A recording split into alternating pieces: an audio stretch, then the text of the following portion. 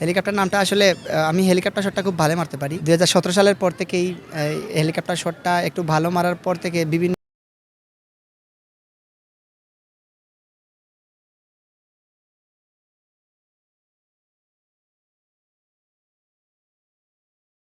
আলহামদুলিল্লাহ আসলে দর্শকদের কারণে আমি আজকে হেলিকপ্টার বাবলু। আমার একটা হিউজ ফ্যান পেজ আছে। আমার বাবলু 33 নিজস্ব একটা পেজ আছে। ওই পেজে প্রায় ৫ লক্ষের পরিবারের কাছাকাছি আমার ফলোয়ার। ব্যাটিংয়ে যখন উঠি এর ১ মিনিট আগ পর্যন্তও সেলফি তোলাতে ব্যস্ত থাকি। ব্যাটিং করার পরে আরও সেই সেলফি তোলাতে ব্যস্ত থাকি। ফটো তোলাতে ব্যস্ত থাকি আরকি। তবে এনজয় করি খুব বেশি এইগুলা।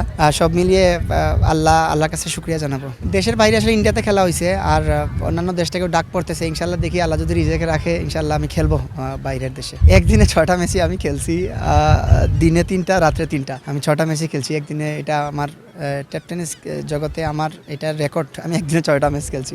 পারিশ্রমিক একদিনে মোটামুটি ৫০,০০০ টাকার উপরে পড়ছে। একটা ম্যাচে খেলছিলাম, খুব ভালো খেলছিলাম। টিম অফিসিয়াল আমাকে অফার করছিল যে তুমি এই ম্যাচ জিতাতে পারলে তোমাকে ৫০,০০০ টাকা এক্সট্রা বোনাস দেওয়া হবে। তো নির্ধারিত ম্যাচ ফি বাদেও আমি আরও ৫০,০০০ টাকা বোনাস পাইছিলাম এই একটা দিনে আর কি। আমার হাইয়েস্ট পেমেন্ট ছিল এটা টেপ টেনিসে, আমার নিজস্ব রেকর্ড বুকে আর কি।